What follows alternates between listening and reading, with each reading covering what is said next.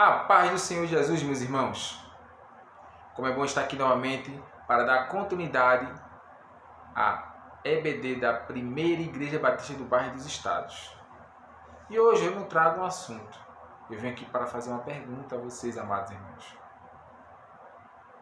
Eu queria perguntar a vocês, que vocês falassem de seus corações e pensassem aí. Qual a igreja dos seus sonhos? Como vocês pensam na igreja que vocês querem cultuar? Esse é o assunto que iremos conversar hoje. E antes de dar início, eu vou pedir a permissão para orar, para podermos entrar na presença do Senhor. Oremos. Santo Deus, amado Pai, como é bom estar aqui, Senhor, para te servir, para honrar e glorificar o teu nome, Senhor.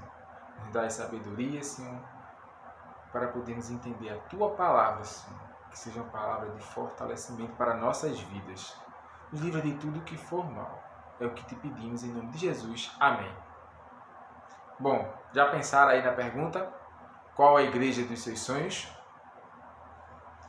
O versículo que eu trago para a reflexão do assunto está em Apocalipse 21, do 1 ao 2, que diz: Então vi novos céus e nova terra, pois o primeiro céu e a primeira terra tinha passado, e o mar já não existia.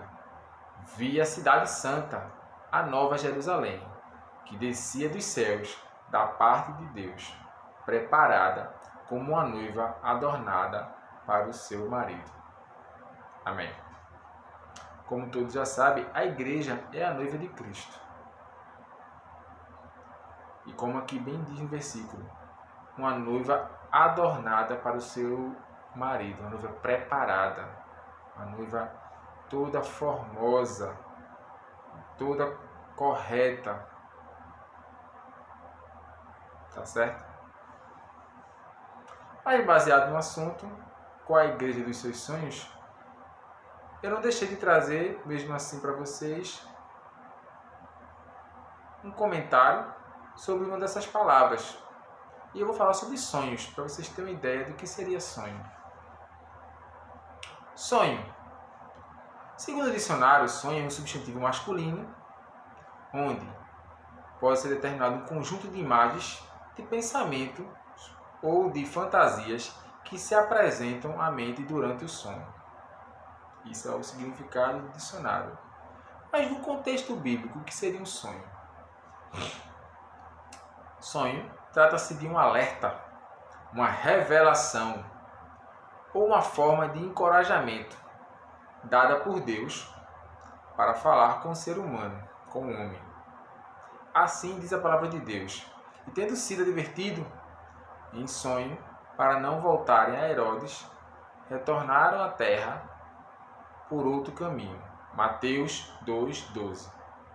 Ou seja, sonho, no contexto bíblico, é nada mais, nada menos que um momento que Deus fala conosco enquanto estamos dormindo. Ele nos revela algo, ele nos alerta de algo, ele nos encoraja para fazer algo. Como aconteceu aqui, que ele avisou os 3 reis magos para mudar o seu caminho, para não voltar a Herodes e mostrar onde tinha nascido o menino Jesus. O assunto, eu não separei um contexto bíblico, mas baseado nesse assunto, qual a igreja dos nossos sonhos, eu separei alguns critérios que podemos tentar, de certa forma, verificar na palavra qual seria a igreja dos nossos sonhos. E os critérios que eu separei foram 4, que diz: qual a fundamentação da igreja dos nossos sonhos? Qual a fundamentação? Qual a obrigação da igreja dos nossos sonhos? Qual o seu propósito da igreja dos nossos sonhos? E qual a preocupação da igreja dos nossos sonhos? Esses foram os critérios que eu achei interessante a gente poder conversar. Dentro do primeiro, a fundamentação, eu separei 3 subitens que se posso falar aqui agora seriam o fundador, as regras e os membros. O fundador, como já foi dito no início, O principal fundador, o fundamento da Igreja dos Nossos Sonhos é o nosso Senhor Jesus Cristo, que é o cabeça da Igreja. Podemos ver isso em 1 Pedro 2,6, que diz: pois assim é dito na Escritura: eis que ponho em Sião uma pedra angular, escolhida e preciosa, e aquele que nela confia jamais será envergonhado. Ou seja, Jesus Cristo é o principal fundador da Igreja dos Nossos Sonhos. Ele que está à frente de tudo. Ele é que é o nosso Salvador.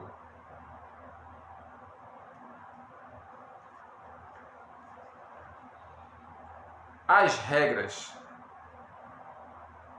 As regras, como está escrito na palavra, podemos ver em João 1, de 1 a 3, que diz: no princípio era o Verbo, e o Verbo está com Deus. E o Verbo era Deus. Ele estava no princípio com Deus. Todas as coisas foram feitas por Ele, e sem Ele nada do que foi feito se fez. A Bíblia é a nossa principal regra de fé e prática. Toda a palavra de Deus está ali. Então é onde devemos nos guiar para fundamentar a Igreja dos Nossos Sonhos. E o terceiro item, desse subitem da fundamentação, são os membros, que podemos ver em Romanos 10:9, que diz: se você confessar com sua boca que Jesus é o Senhor e crer em seu coração que Deus o ressuscitou dentre os mortos, será salvo. Devemos lembrar que a Igreja dos Nossos Sonhos, ela não deve ser composta de adeptos, de simpatizantes, de modistas. Ela deve possuir remidos, salvos, convertidos, que confessam com sua boca os seus pecados e são batizados em nome de Jesus. Então a fundamentação, eu acredito que ela se divide principalmente nesses 3 subitens. Agora, qual é a obrigação da Igreja dos Nossos Sonhos? Eu acho que a obrigação básica e principal são 2 pontos: batismo e ceia. Podemos ver batismo em Mateus 3:13, que diz: então Jesus veio da Galileia ao Jordão para ser batizado por João. Essa primeira ordenança mostra a promessa do Senhor, que está conosco todos os dias até o fim dos séculos. Ou seja, quando somos mergulhados nas águas, o velho homem fica para trás e o novo se faz. Nascemos de novo, nascemos para Cristo. E o segundo é a celebração da ceia, que está em Lucas 22, do 19 a 20, que diz: tomado o pão, deu graças, partiu e deu aos discípulos, dizendo: isto é o meu corpo dado em favor de vocês. Façam isto em memória de mim. Da mesma forma, depois da ceia, tomou o cálice, dizendo: este é meu cálice e a nova aliança no meu sangue, derramado em favor de vocês. Ou seja, essa segunda ordenança lembra o sacrifício da cruz. O pão simboliza o corpo do Cristo e o vinho, o sangue derramado por nós. Então essas duas são as 2 principais obrigações que devemos ter na Igreja dos Nossos Sonhos. O outro item são quais são os propósitos da Igreja dos Nossos Sonhos. Os propósitos, eu acredito que são 3. Adoração, edificação e evangelização. Adoração, podemos ver em Salmos 29:2, que diz: atribuam ao Senhor a glória que o seu nome merece. Adorem o Senhor no esplendor do seu santuário. Adorar a Deus é reconhecer a sua glória, é lhe dar honra, é entrar na presença dele. Quando adoramos a Deus, estamos lá, nos permitimos a estar com ele, a sentir a sua presença. estar bem. A edificação. Colossenses 1:28, que diz: nós o proclamamos, advertimos e ensinando a cada um com toda a sabedoria, a fim de que apresentemos todo homem perfeito em Cristo. Um dos papéis da igreja é contribuir para a edificação do irmão em Cristo. Isto é, ensinar cada dia, cada instante a palavra, ter compromisso com a palavra, mostrar como se deve viver com a palavra, para que o homem possa se aperfeiçoar e poder estar mais próximo da santificação. O último item dos propósitos é a evangelização. Está em Marcos 16:15, que diz: e disse-lhe, ide por todo o mundo e pregar o evangelho a toda a criatura. Esse propósito é mais do que um propósito, é uma missão que devemos fazer em tempo e fora de tempo. A salvação é só para nós. A salvação é dada por Jesus Cristo, Salvador, com toda a misericórdia de Deus. Então, irmãos, devemos cada dia, cada instante, evangelizando, pregando a palavra. Eu sei que está difícil. Muitos missionários estão aí com dificuldade de poder pregar a palavra pelo campo, por aí afora. Temos apenas usado esses recursos tecnológicos, que não é a mesma coisa, não é fácil. Por isso que eu resolvi perguntar, qual é a igreja dos seus sonhos? Porque não devemos nos acomodar. Tá certo, irmãos? E por último, quais são as nossas preocupações? Ou seja, os cuidados que temos que ter com a igreja dos nossos sonhos. A primeira delas é apresentar uma sã doutrina.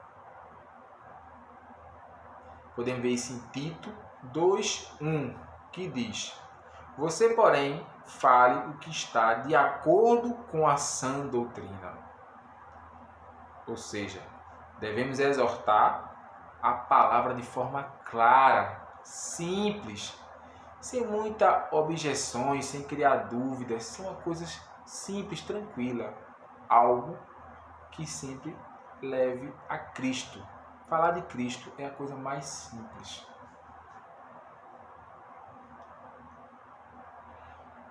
A outra coisa é ajudar os necessitados. Podemos ver em Zacarias 7:10, que diz: não oprimam a viúva e os órfãos, nem os estrangeiros, nem os necessitados. Não tramem maldade uns com os outros. Jesus sempre mostrou, em toda a passagem que teve na Bíblia, que deve cuidar dos necessitados. Ele fez isso. Cuidou dos cegos, dos aleijados, aqueles todos que precisavam. Deu comida a quem estava com fome. Então, irmãos, nós como cristãos temos que fazer o mesmo. Temos que cuidar daqueles que precisam. É nosso papel da igreja. Temos que ter esse cuidado com aqueles que precisam. Porque muitas igrejas hoje, me desculpe falar, são clubes sociais. As pessoas vão lá, botam uma roupa bonita, se apresentam, dão seus dízimos, fazem aquele trabalho ali da igreja, mas esquecem de quem precisa da palavra, os necessitados, os que ainda não tiveram a oportunidade de conhecer a Cristo. E por último, o último cuidado que temos que ter é ser um verdadeiro testemunho de Cristo. Podemos ver em Colossenses 3:23, que diz: tudo o que fizerem, façam de todo o coração, como para o Senhor, e não para os homens. Um verdadeiro adorador é testemunha com sua vida e com muito amor, mas sempre fundamentado na palavra. Temos que ser testemunho vivo, temos que ser espelho de Cristo, temos que ser imagem e semelhança do Senhor, mas baseado na palavra, sem criar conflito, como o próprio Armadura diz, calce calçado do Evangelho da Paz. Devemos pregar a palavra de Deus em paz, com amor. Tá certo, meus irmãos? Bom, eu espero que esses critérios ajudem a vocês a pensar na igreja dos nossos sonhos. Estamos para voltar para nossas igrejas, mas vamos voltar com um olhar de amor, um olhar de cuidado, de zelo, de dedicação à obra do Senhor. Pois eu digo, a igreja dos meus sonhos é a igreja que eu sirvo a ela. Amém? Espero novamente ter contribuído. E não deixem de estudar a palavra do Senhor. Continue estudando. Amém, igreja? Fiquem na paz de Deus.